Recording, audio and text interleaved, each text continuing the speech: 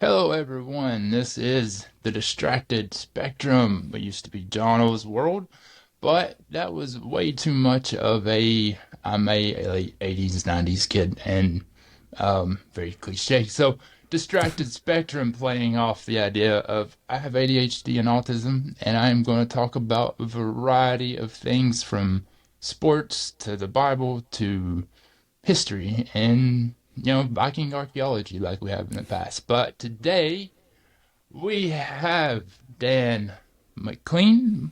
Probably said it Mc- right. McClellan. McClellan. Uh McClellan. I have being a redhead. I'm embarrassed that I keep messing it up. huh. Um, but he is my favorite Bible guy.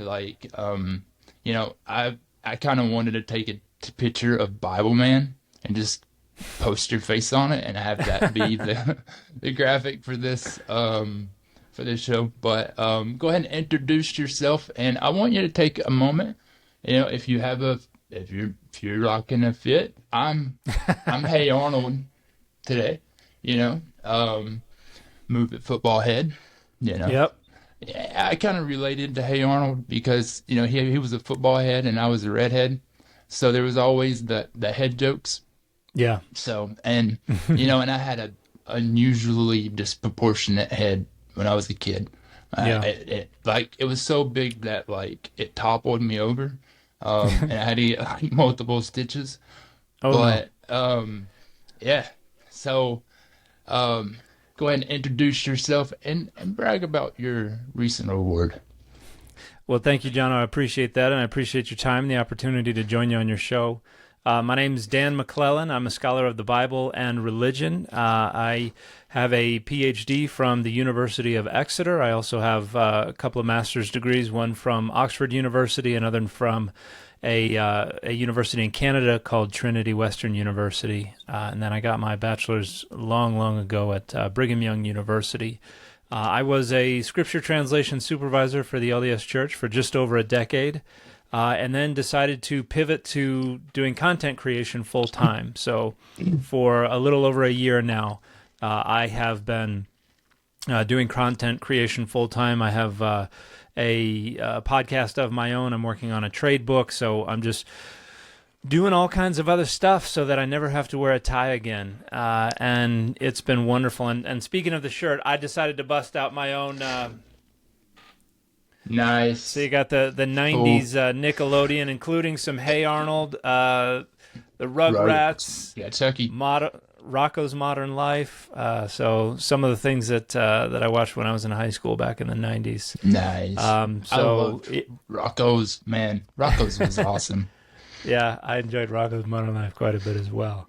Um, And yeah, last year I was given the Richards Award for Public Scholarship by the Society of Biblical Literature, which is the largest professional organization for Bible scholarship in the world. So I was pretty flattered and humbled by that, and pretty excited as well. And I'm going to continue to do what I can to increase public access to the academic study of the Bible and religion, and also combat the spread of misinformation about it, which is one of the main things that I do on social media.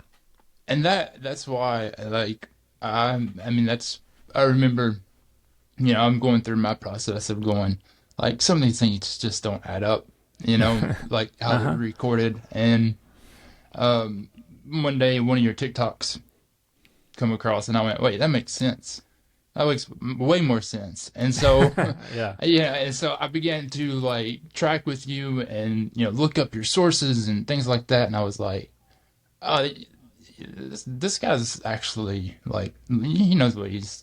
And so I just started following along. And the podcast, one of the things that interested me the most that caught my like man like how do we trust this thing? How do we know how all of this came together and how many times it was changed was when, after being a pastor for 17 years, I'd never even heard of the idea that God had a wife. Ashra, what are you talking Yeah. about? Yep. And so um And so that was a moment for me where I was like, all right, like what is this book? I have the interlinear Bibles, I have multiple translations, all of these traditional Christian study tools, that Hmm. universities that I attend and churches that I attend use, and typically they pump out a specific, point of view. Wayne Room's systematic theology to David Possum's unlocking the Bible. They all have a narrative, and so whenever you begin to look from a historical perspective, you start seeing a totally different kind of picture. Yeah. And so my biggest question is like, how did this happen? Like, how did it all come together? How did this dude named Moses get credit for everything? How did Paul get credit for 13 books when, he was dead when most of them were written? Hmm. So like, what the heck?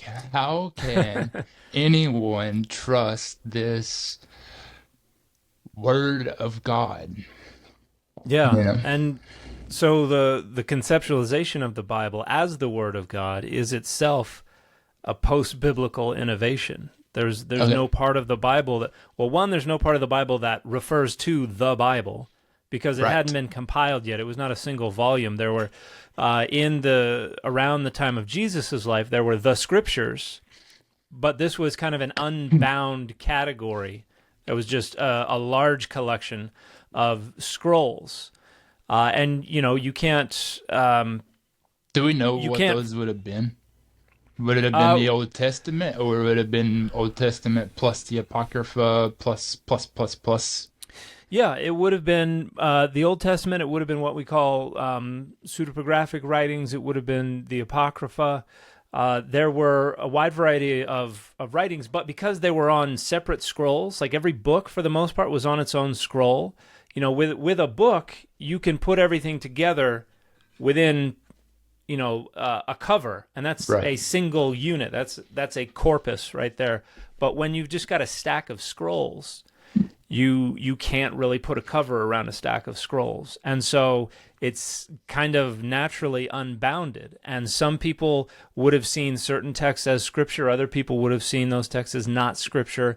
There was no systematic authoritative delineation of what counted and what didn't, so it was kind of an amorphous fluid category. So when someone referred to the script, collections of texts, and one of the reasons we know some of the New Testament authors had a broader conceptualization of the scriptures that than we do now is because they're quoting from or they're alluding to stories that are not in any canonical text. So the book of Hebrews, for instance, when it talks about these Melchizedek. great well, Melchizedek is in there, and that's only mentioned in Genesis, but there were certainly other traditions about Melchizedek. The Dead Sea Right. Scrolls, for instance, have some traditions about Melchizedek.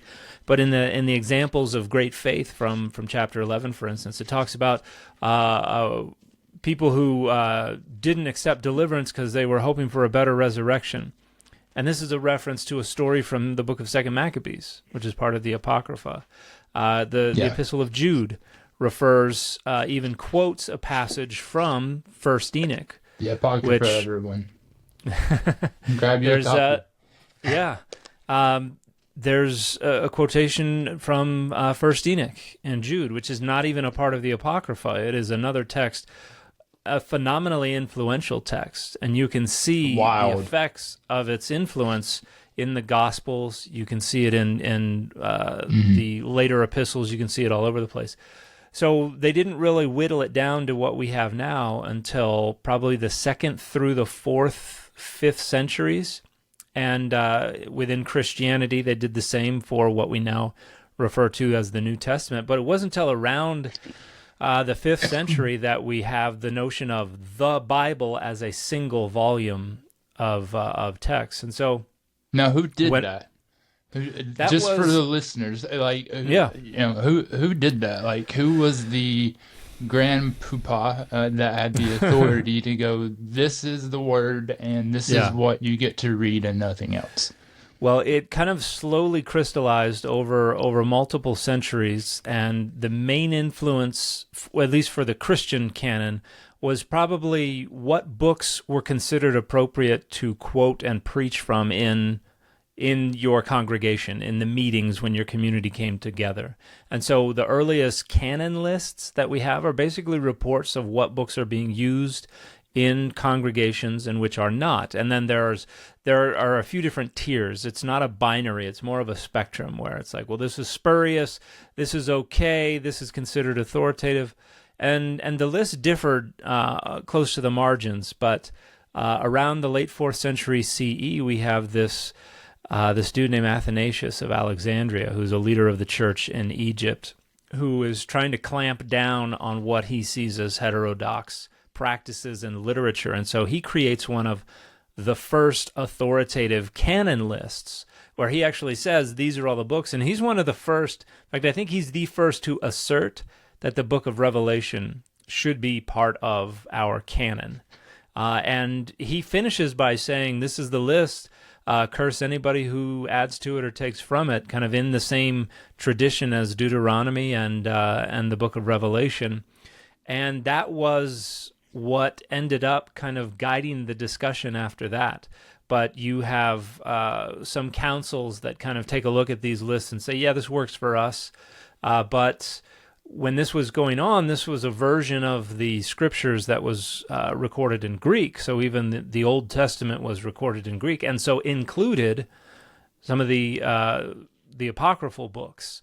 And they were part of that in between. They were deuterocanonical. Right. They were considered of a second tier, but still within the canon. And it wasn't until the Protestant Reformation that folks like Luther start saying, "No, we got to leave this stuff to the side, not completely out, but at least to the side." And so instead of having the Apocrypha worked into the Old Testament, he gathered it all together and he put it in a different section. So you had the Old Testament, you had the Apocrypha, you had the New Testament.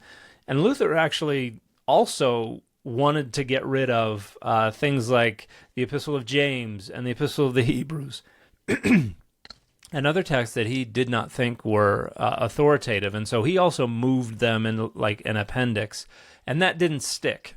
But the moving of the Apocrypha into a separate section did stick. And Right. Protestants continued to use the Apocrypha. The Apocrypha was published in the King James Version in 1611, for instance. And a lot of publishers That's had the one I editions. have. That's the one you have, the 1611? And there were numerous editions and reprints and versions of the King James Version, and some of them included the Apocrypha, some of them didn't. And then in the 19th century, that was kind of when Protestants decided, you know what, we're just going to leave it out. And it was publishers like the British and Foreign Bible Society and the American Bible Society that probably made the decision initially because it made for a slimmer volume. It was easier to ship. It was easier to source. It was cheaper to print. And by the end of the 19th century, Protestants pretty much decided the Apocrypha is not for us anymore. So it's a series of decisions and then chasing down the implications of those decisions, making more decisions and chasing down the implications of those decisions, and so on. So a lot of people like to think about it as everybody thought one thing, and then there was a day where everybody decided they were just going to think another thing.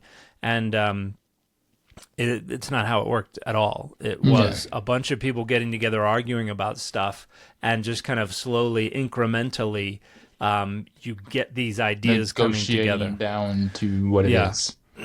Exactly. And that's all right. And so, in that, I thought I had a second ago, a good reason that we use books and not scrolls is, for instance, the oldest scroll that we have of, I think, Isaiah is 26 foot long.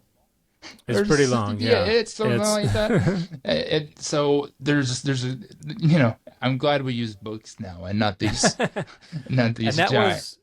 that was an innovation of early Christianity because everybody began by using scrolls.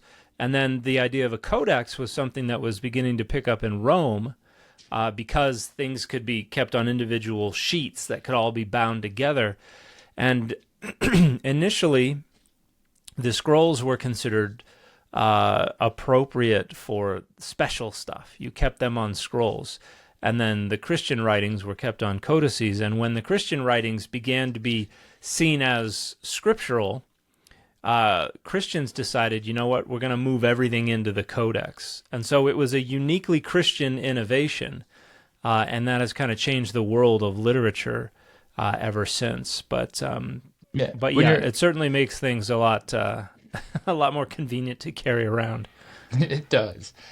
But when you're growing up in most churches, the way that the Bible, in American evangelical Christianity, the way it's presented to you is that, these men, just these men that wrote these books, had these divinely inspired moments. And it was just these men, only these men, no more, and that's it. And anything outside of that is heresy. And that is very much the way that it's presented. But historically, it doesn't seem like there's any context for that. Yeah, and when we look at the way the Bible came together, and I made a video about this recently. When you look at Genesis 1, and then you look at Genesis 2 and 3, I was going to bring that up. These are two different creation stories. Yes. And the one in Genesis 2 and 3 is probably earlier.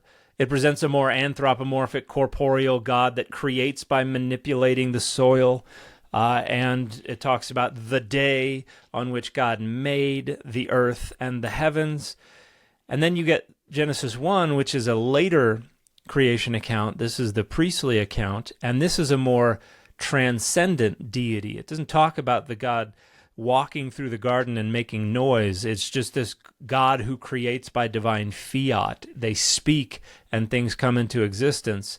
And a big difference is in the story of Adam and Eve, God creates Adam, and then God sees that so has to try to, through a process of trial and error, create a suitable companion.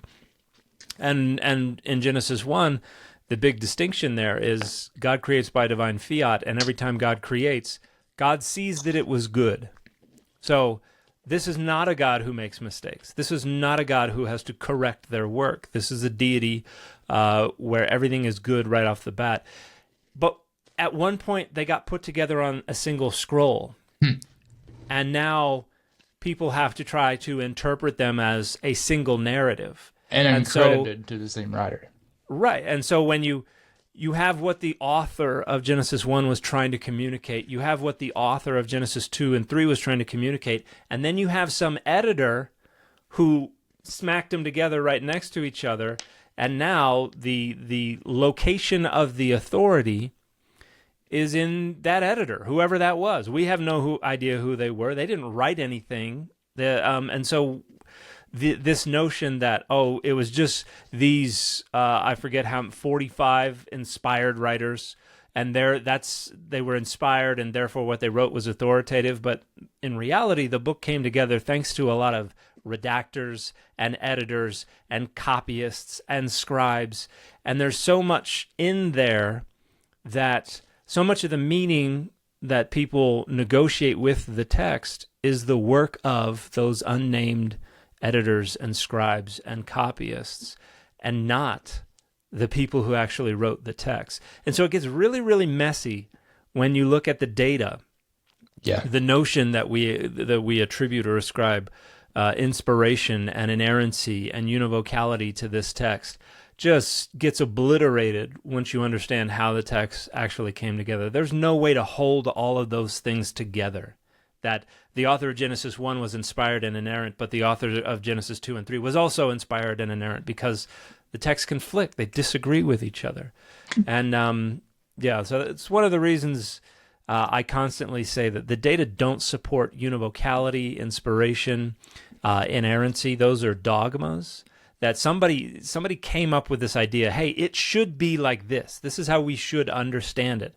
Not because the data indicate it, but because this is useful for our group. and then other people had to just say, okay. And so it's a dogma is just something that people choose to accept. It's not something that's demonstrated. It's not something that is supported by any data. Gotcha. Yeah, and then that makes, to me, that makes my brain go, yeah. After, it makes more sense. It makes more sense. It makes it just like, evolution makes more sense than God creating an old Earth. Hiding dinosaur bones there, or the devil was hiding the stuff to throw us off. To throw us off. Yeah.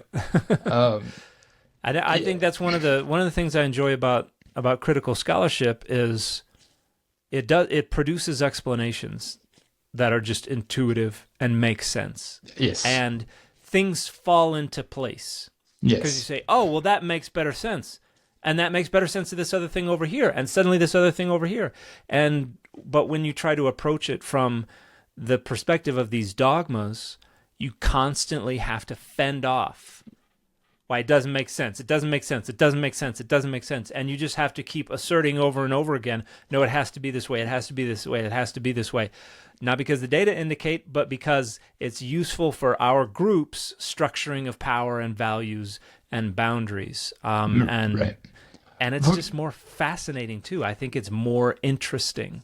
We allow the author's rhetorical goals to bubble to the surface, and it's more interesting to me. Some people think it's problematic, but to me, it's just a lot more interesting. It is to me, too. And while we're diving in, where did the Torah come from? Like this guy Moses, and I want to throw a conspiracy at you first. Okay. A good one about Moses.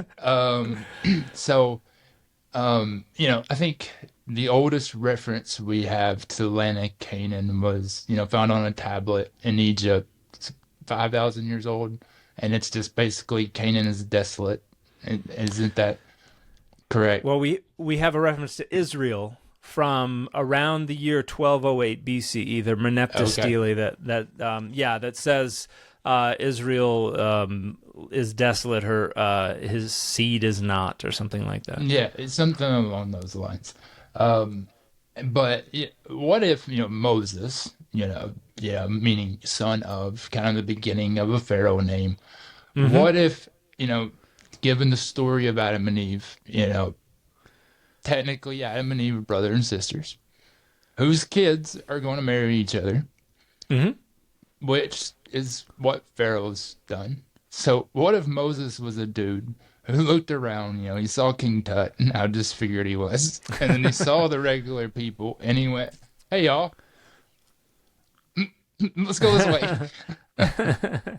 I think there is a lot of incest historically within royal families and dynasties, which has caused problems that result in disability and birth defects and much shorter lives and things like that. But it was, I think it was something that was more kind of imposed on. It was an ideology that was imposed upon the elites. I think most common folks understood that was a no-no, that it caused issues. But that is an interesting conspiracy theory, because you certainly have with the legislative stuff in the Torah, you have a lot of prohibitions on incest and things like that. So it's not totally precluded by the data, but I would say there's no data that point in that direction. Yeah. The data don't support the historicity of a figure named Moses, at least certainly not the way Moses is represented in the story of the Exodus. And he definitely didn't write the first 5 books of the Bible. No, absolutely not. There are scholars out there that posit that perhaps the story of the Exodus is kind of a faded memory of a very small group of enslaved people who escaped from enslavement and make their way either into the northern hill country from the land of Egypt, or maybe they're already nearby, they're already in the land of Canaan, and they escape and set up camp somewhere and become part of Israel, and the story just grows over the generations and becomes this grand exodus out of Egypt. There are different theories for how that all happened, but kind of like the rumor mill. You go around the room, and by the time you get to the end, the story is and only this time it's 500-700 years of that going on. Right. It grows, but most scholars would point out that we don't have any evidence for what we would call narrative prose, so like narrative storytelling that is not poetry. We don't see that in alphabetic scripts, and Hebrew, Old Hebrew would be an alphabetic script. Right. We don't see that until around the year 850, 800 BCE. Prior to that, all the storytelling was poetic parallelism and stuff like that. So that's like the beginning of the prophets, right? So that the prophets come shortly after, but they're writing. They're not writing narrative prose. Their prophecy is a genre all its own. Totally. But the point is that stories like Genesis and Exodus, with all this narrative prose, and then he did this, and then he did this, and then he said this, and then this happened. Stories like that can't predate around 850 BCE. And so if you have any stories like that, they were not written down until 850, 800 BCE at the very earliest. Now, they can be oral traditions that are being passed down, and then they're being written down, but they're not being written down until the late 9th century at the very earliest. And so these stories probably don't date any earlier than that. Now, we have poetry in there. The Song of the Sea in Exodus 15 is poetry, and it kind of tells the story a little bit. It's a different story, though. You have poetry like the Song of Deborah in Judges 5, the Song of Moses in Deuteronomy 32. A lot of scholars think these may come before the development of narrative prose. And so they could go back to 1000 BCE, maybe even as far back as like 1100 BCE. And so we don't even get the beginnings of the narrative that we find in the Torah until 850, 800 at the earliest. The final form as we have it today, or more or less in the shape we have it today, probably happened between the 3rd and the 2nd century BCE. So we're talking a period of maybe around 600 years for the Torah to come together. And so initially we have a bunch of narrative strands that are operating independently. Yeah, and what are those? Like, because I've seen bits and pieces of that. Like, I've seen they took Numbers, got this information from this little piece of silver, and like I've seen these little clips and pieces, but it seems like that they borrow. Yeah. Here's your outline of our Israel's deity. So it's coming from a bunch of different sources. Some of those earliest stories are probably the Exodus narrative. Scholars think that is probably a very early northern tradition. Also in the north, you probably have what we call the Jacob cycle. So the chapters in Genesis that are all about Jacob, those probably circulated independently of everything else. There was probably an Abraham cycle. There was an Isaac cycle. There were also these royal annals or royal histories that were being kept. And when you get down to like Josiah, then they begin to kind of edit them together into this macro narrative. Isn't that where Asherah disappears? Yes, with Josiah, this is where you probably have some editing of Asherah out of the text, and then you have the texts, the history from the earlier kings is being rewritten and represented as apostasy. So originally, Asherah and Adonai, probably consorts, husband and wife, and there were probably very few people who had a problem with that. Josiah is Sennacherib comes through a couple generations before Josiah, destroys most of the northern kingdom, most of the big cities in Judah, is unable to destroy Jerusalem. And what this does is this destroys all the other temples and all the other main cultic sites. So the places where you went to worship, to make your offerings, where there were divine images and things like that. All that was left was the temple in Jerusalem. The kings after Hezekiah, there are two kings who come after Hezekiah, seem to be trying to restore the earlier worship. So instead of just having the Jerusalem temple and nothing else, we're going to try to return to the way things were before Sennacherib destroyed everything. Josiah rises to the throne and probably looked around and went, nah, I kind of like it this way, where everybody has to come to my temple, everybody has to use my priesthood, all the offerings come into my city, and so says, guess what I found last night in the temple? The book of the law. Turns out we've been doing everything wrong for generations, and so we're going to do things right from now on. And coincidentally, doing things right is doing everything that benefits me. So was he the first Christian nationalist? Certainly not the first nationalist, but I think Josiah is probably the threshold of this trajectory towards an ultra-nationalism, towards monotheism, which would not come until after the Bible, but we're moving in that direction. Certainly the idea that the Jerusalem temple is the only appropriate place to worship Adonai is part of this. And so these things are coming together and being edited by elites who are trying to structure power and values and boundaries. And so the D strand, the Deuteronomist strand, is the one that was probably begun by Josiah. And they're taking from the stories, they're taking from the poetry, they're taking from the history. And then you have P, which is the priestly source, which is probably people during the exile who are, maybe they're descended from priests, or they are priests, but they're like, we need this, we need to preserve this stuff, we need to emphasize this stuff, we need holiness. They at least knew the importance of it. Yeah, and so they produce their own version of what Josiah is producing, and this is the priestly source. And then some scholars talk about J and E, the Yahwist source and the Elohist source, based on the preference for these different names for God. Other scholars would say we can't really distinguish them as independent sources. We just talk about D, P, and non-P.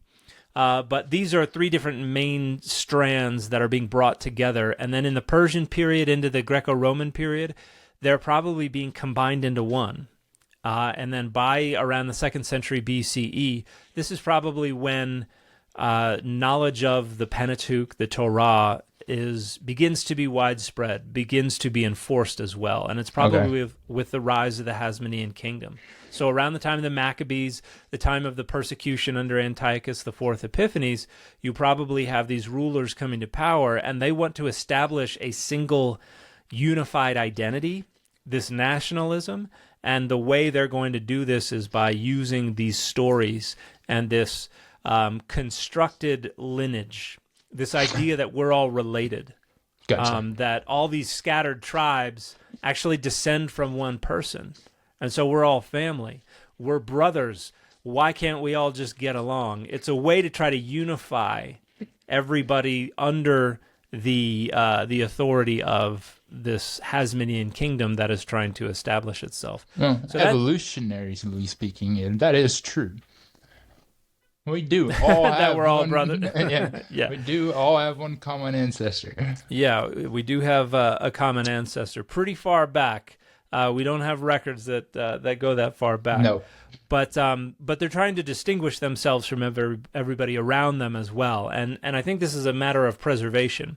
Right. And we see this in the exile. We see it in the persecutions under the Seleucids and others. This desire to kind of circle the wagons around our group so that our group can survive.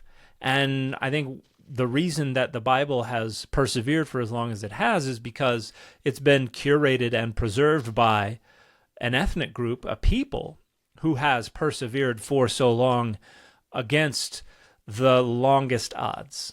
The fact that the Jewish people have survived for as long as they have is nothing short of It's insane. miraculous. And in light of all the all the empires that have been thrown at them, and all of the persecution and the oppression, that it was a successful campaign.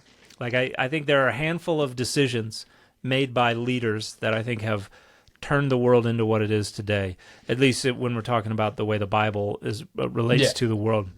The idea to conflate Adonai and El, originally these were two distinct deities, and somewhere around 1000 BCE, some king got the idea to say, hey, these are the same God.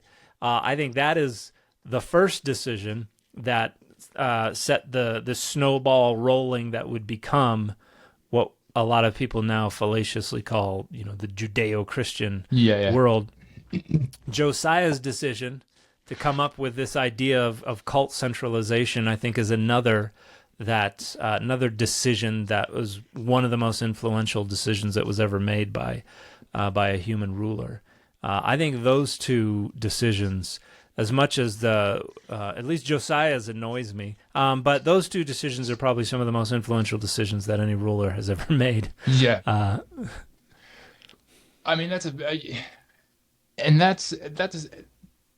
of the things that really made me, kind of take a step back and go, can I trust what's recorded? Like, how much of let's just go with the Old Testament, because the New Testament that's a whole nother hour.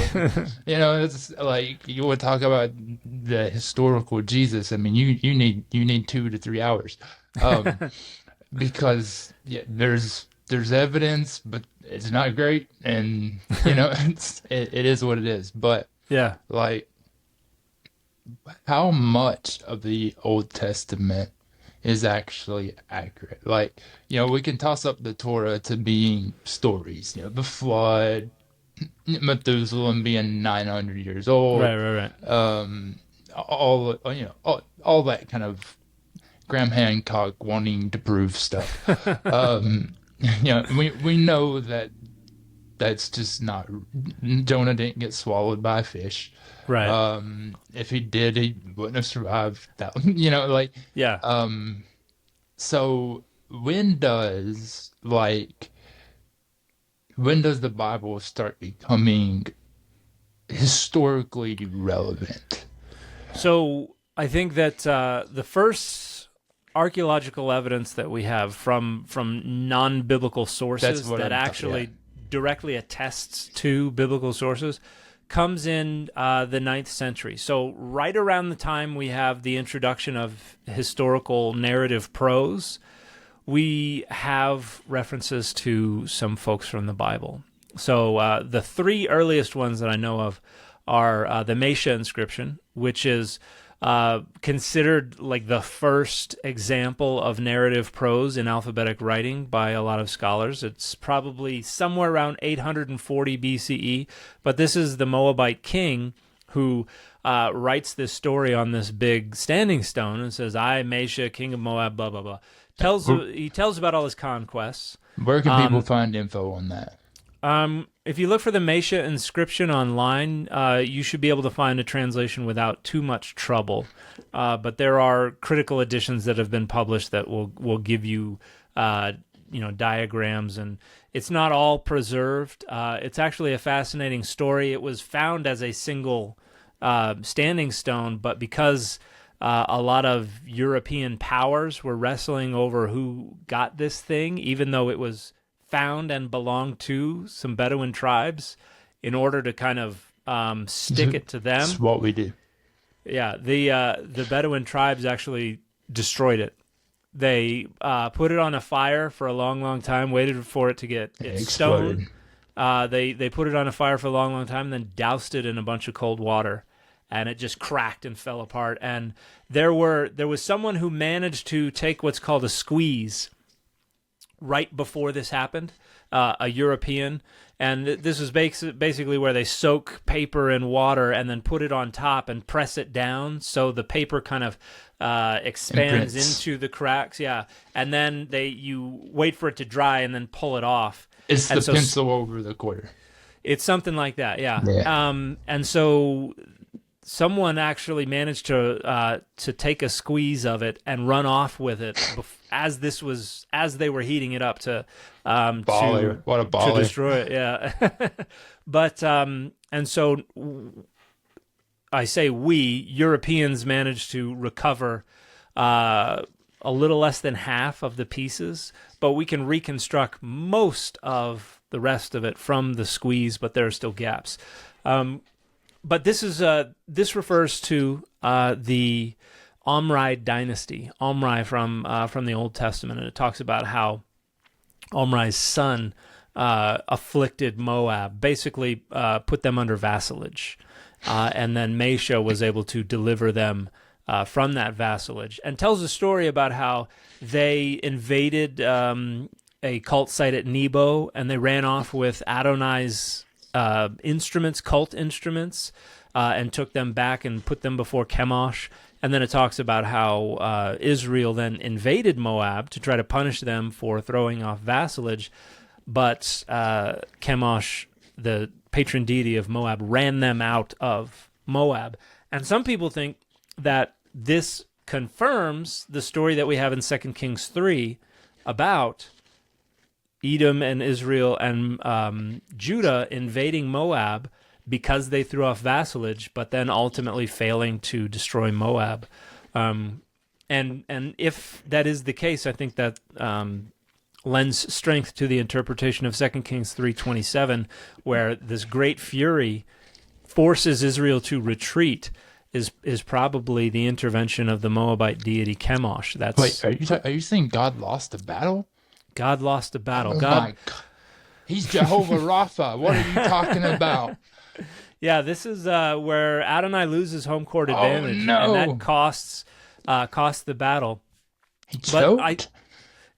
I think that's if the Mesa inscription is telling a story of the same event, I think Mesa says, hey, our god Chemosh ran him away, and whoever was responsible for writing 2 Kings 3 was kind of embarrassed by it, but was kind of like, we were almost there, and then, things fell apart and we left. Kind of like the Fast and the Furious. Dude, I almost had you.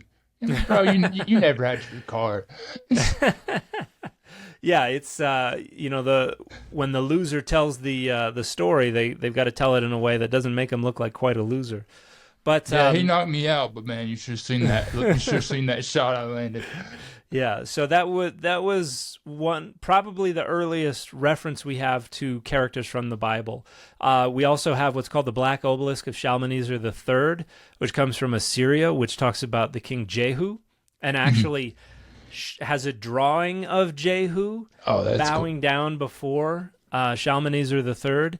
And then we also have what's called the Tel Dan inscription, which was probably written by an Aramaean king named Hazael, and it boasts about how he killed some Israelite and Judahite kings. And so this is our earliest reference, both to figures from the Bible as well as to the god Adonai as the patron deity of Israel. And a lot of scholars would say, so probably around the Omri dynasty, in the 9th century BCE and down, that's probably when things start to be historically correct in the broad outlines. So not necessarily every story, not Elisha and the she-bears that killed the 42 kids, but at least what kings were there, what nations were trying to do what things to other nations. Like in the broad outlines, it begins to be more historically accurate. So Elisha didn't get UFO abducted either. There no chariot remains from that in the bottom of the Red Sea, but the Tel Dan inscription also mentions, according to the reading that is agreed upon by the most scholars. I bet you like that one, don't you? The Tel Dan inscription? Oh yeah, well, yeah, it's Tel Dan. It's also you can also refer to it as the Tel Dan Steely, and then you get Steely Dan, which is great too. But it references the house of David, so it doesn't talk about a kingdom; it just talks about a dynasty in Judah, the house of David. And so this could be evidence that David was a historical character as Yeah. well, who began a dynasty that was still around 100 or so years later. And if he wasn't a king, he was at least a very powerful Yeah, some kind of ruler. chieftain or Yeah. something. Yeah. Yeah, and then they have found a couple of like symbols from Solomon, if I'm not mistaken, right? Like, or that kind of point, but there's no evidence to directly link, but they kind of hint towards. I don't know about any material remains from Solomon. We Maybe certainly it have was a Discovery Channel thing. I don't know. it could be. We certainly have evidence of like Hezekiah and things like that. We have jar handles with stamps on them that say for the king, or that have the name Hezekiah and things like that. And there have been a handful of stamp seals and things like that with the names of biblical rulers on them. What And do they find in those jars, those old jars in Israel? Well, normally it's actually just the handle that they've found because they break off so easily. But every now and then they do find intact jars, and sometimes it's sometimes there are coins in there, sometimes they're empty, sometimes if they're really, really intact, which is phenomenally rare, they might find some wine or something like that. They find date pits and things like that. Brewery stuff. Sometimes, yeah. More so in places like Egypt, where it's a lot drier. A lot of that stuff gets preserved intact a lot better. But yeah, you find some of that stuff from time to time. That's the stuff that I love is yeah. It's those little details, because like that's what actually tells the story of how like these people thought, how they lived, like these little like what was in the jar, what was what colors did they use, because that speaks of a mental like state, and all those little details fascinate me. Yeah, and there are all kinds of ways that those details are preserved. We have some textiles, we have some fabric from 3,000 years ago, so we can see some of the colors that they were using in their fabrics. So you have hair that is sometimes preserved in human remains. You have little figurines and things like that, sometimes with the paint still on it. So the material remains are, I think, some of the most fascinating parts of learning about the ancient world. And so, two kind of final questions to wrap it up. For one, why does so often the Bible get attributed to the Council of Laodicea? I think I said that right. I think Council of Nicaea is where. Yeah.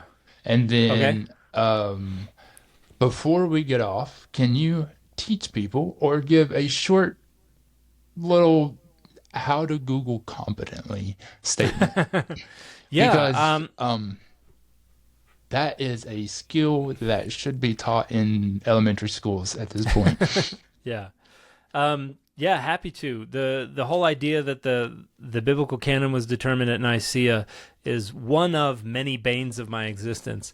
But it was mainly popularized by Dan Brown in the Da Vinci Code. I think that's why most people have heard that. And it sounds reasonable to them, but it does not. Dan Brown did not originate that theory. I think the earliest reference we have to, first thing is that we have in the preface to the book of Esther in Jerome's Vulgate. So this was around 400 to 405 CE. Jerome is a Christian translating the scriptures into Latin. He talks about how the book of Esther was counted as scripture or inspired at the Council of Nicaea. And some people interpret this to mean that they declared it scripture at Nicaea. I think far more likely, and I think most scholars agree with me, it just means that they mentioned that it was considered scripture. So it wasn't that anything was changing, it was just that the question may have come up or someone made a statement about how it is scripture. So that's not declaring or determining the canon at all. But around the 9th century CE, so now we've moved ahead another almost 500 years, we have a text called Synodicon Vedas, which is a collection of stories about the different councils and synods that were held by the Christian church. And in that Synodicon Vetus, there is a tradition that's mentioned about how at the Council of Nicaea, they stacked all the books that were considered scripture on a table, and then miraculously, God made all the apocryphal books fall to the ground, so that the only books that were left on the table were the books of the canon. So that's, and then it was sealed. for the most part, yeah. That Until was Luther got a hold of it. and then we have Voltaire was a person who mentioned this tradition, and I think that maybe Dan Brown got it from Voltaire, or that in the 19th century that was kind of percolating a little bit, and so Dan Brown picked it up from some source in the 19th century or something like that. But I think most people have heard of it today because of the Da Vinci Code, and then it is taken a lot of work to try to put that theory to rest. And then as far as Googling competently goes, a lot of people have a lot of confirmation bias. They're not Googling because they want to find out what's true. They're Googling because they want to confirm their suspicions or their biases or their dogmas. And so what they'll frequently do is Google, and then as soon as they come across a hit that confirms their bias, they're done. And then that's all they needed to see, even if it's a blog post or a tweet. So how can someone, so for instance, Appalachia, where I lived in Appalachia, my mom did not get internet in her house until like 2007. I was already off. I was gone. And I didn't grow up. We did not have a computer in our house growing up. We didn't have internet. I still have family members who are getting their first iPhone, their first computer, their first internet. They're like turning on Facebook for the first time. Wow. Spending their whole life in this very, secluded area.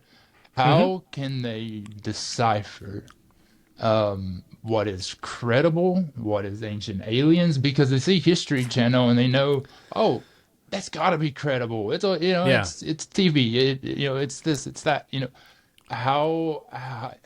What is acceptable information? As a college student, I know. And I know what to look for. And, being college actually taught me how to Google competently. So, would you give us a little what to look for? Yeah, absolutely. I think there are a couple of keys. At minimum, if you're going to trust a source, you should probably be looking at a source that is citing other sources. If they can say, this is mentioned in this publication on this page, if they can be that detailed about their sources, that's a good sign. That doesn't necessarily mean that's the end of the story, but if you don't have any sources, that's not a great sign.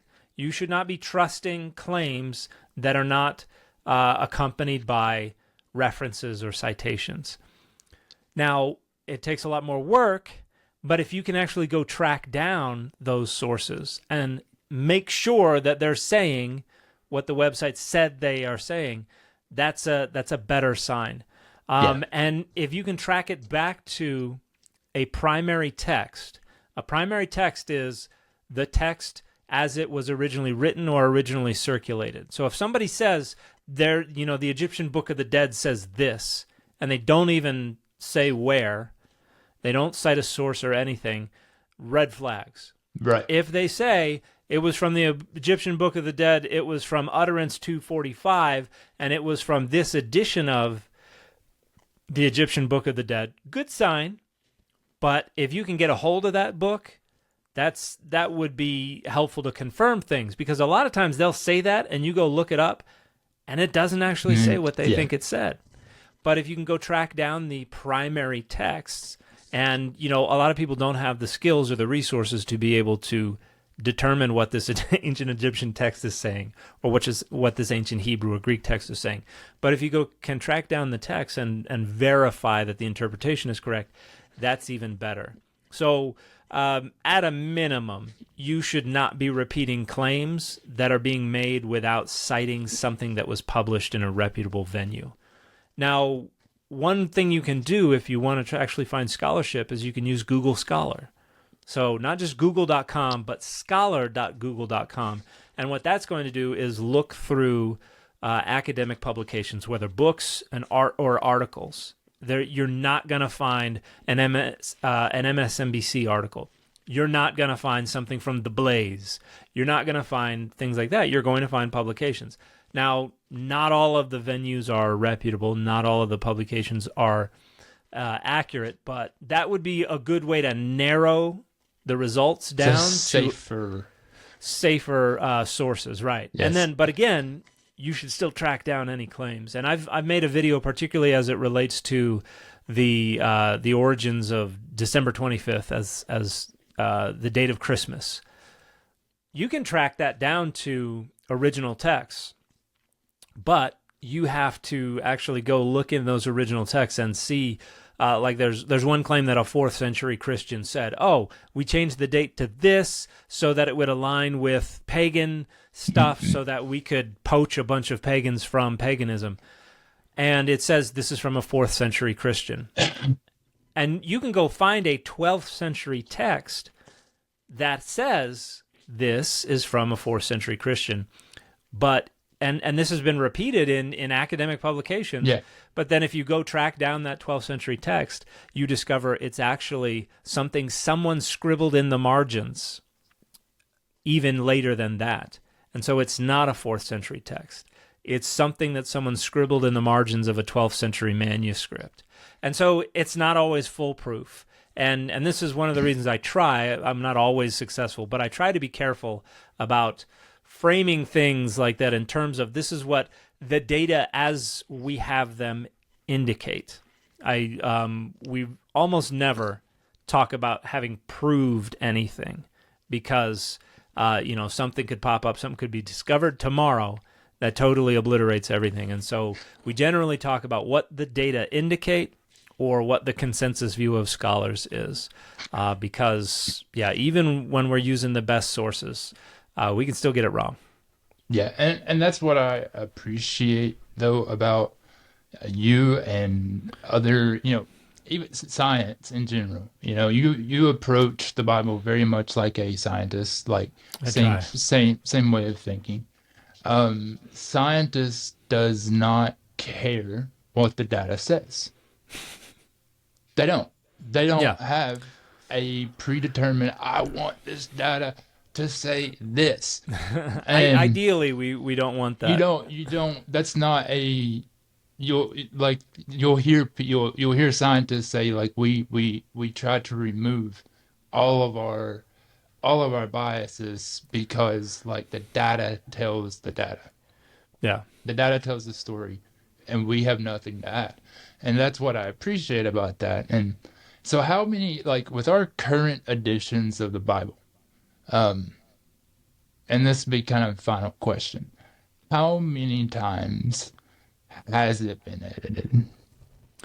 Oh, we can't count how many times it's been edited. We have tried to reconstruct to the degree we can kind of the path of the development of these texts, and we can talk about some kind of large-scale literary seams, but we don't know who had a hold of these texts and changed things, small things here and there along the way, how many times that happened, but just countless times. Right. And did we know who came up with the figure of Moses? Who came up with the figure? No, we can't say that. We think that the story probably originates in the early first millennium BCE, so, 900, 800 BCE, somewhere around there, someone in the northern hill country was sharing stories about this dude named Moses. But yeah, we can't say who it was that came up with the story. Yeah. All right. Well, I appreciate it very much, and this has been fun. I'm keeping it just at an hour, like promised. But go ahead, tell everyone where to find you. I mean, there's Data Over Dogma on YouTube, but you also are on other places. Yeah, so the Data Over Dogma podcast is our podcast, which is on YouTube. We also, the audio versions can be found wherever you you get your podcasts. I go by at McClellan, and it's not spelled the way my last name is actually spelled. It's spelled McClellan. That's a phonetic spelling that I That's use why for it my keeps last messing name. me up. Yeah. When I was living in South America, people who aren't familiar with English frequently don't like to see names that begin with 4 consonants in a row. So I said, hey, just pronounce it like this, and they get it right off the bat. So I am at McClellan on TikTok, as long as TikTok still is around, on Instagram, on YouTube, on Twitter, on Threads, on Blue Sky. So I'm on a lot of different social media platforms. I also teach online courses with a couple of friends of mine, Dr. Canada Moss and Dr. Robin Faith Walsh, Brilliant, for a group. brilliant minds. Yeah, wonderful, wonderful scholars for a group that we call Didaskaloi, Didaskaloi. So the upcoming classes, I don't know when this episode will go out, but Probably today. Okay, I'll so probably this have it out coming tonight. Okay, so this coming Sunday, April 28th, Dr. Walsh will be teaching a class called Early Christian Art, the Roman Catacombs, talking about some of the earliest known depictions of Jesus. Alexios and his God. So that is I don't know if she'll talk about that or not, but yeah, the Alexamenos Graffito, so we teach courses on there regularly. I'm putting together a biblical Hebrew class, so people interested in learning Hebrew. I don't know when I'll announce it, but it'll probably start up in August, somewhere around there. Nice. Yeah, and then I am on Patreon as well. Folks who want a closer experience, I've got a Discord associated with my Patreon as well. So patreon.com/McClellan if you want to help support me, and also there are some incentives associated with that, like private, not private, but unlisted live streams that you get access to and stuff like that. So yeah, I'm all over the place, and I'm about to finish a trade book that I hope to have published at the beginning of 2025. So if you'd like something that you can hold in your hands and refer to over the years, something like that will be coming out soon. Yeah, I've been waiting on this. I've heard you talk about it. It's just the one I'm waiting on. I'm ready for this book, man. Yeah, me too. I'm more excited than anybody else to see it completed. Yeah. Oh, I am definitely getting it, and it has been a pleasure. I was nervous for the first time doing a podcast, because it's like this has been my whole world for 17 years, and I've came out of it, and I'm kind of learning how to function outside of the Bible Belt religious bubble. And it's not the easiest thing to come out of. And so I very much appreciate it, and appreciate what you do and the clarity. And I hope more people jump on the train, because data is more important than dogma. And I fear, most of what we preach, most of what we say, most of the memes, and all of it is all dogma. Yeah. Mostly. The stuff I Agreed. see anyway. So, all right, everyone. Thank you for hanging out with us. Dan, give it just a second to finish uploading, and we will wrap up. So, everybody, we'll see you next time. We have some very fun upcoming guests with the Distracted Spectrum. So, stay tuned, and we'll catch you next time. Thank you, guys.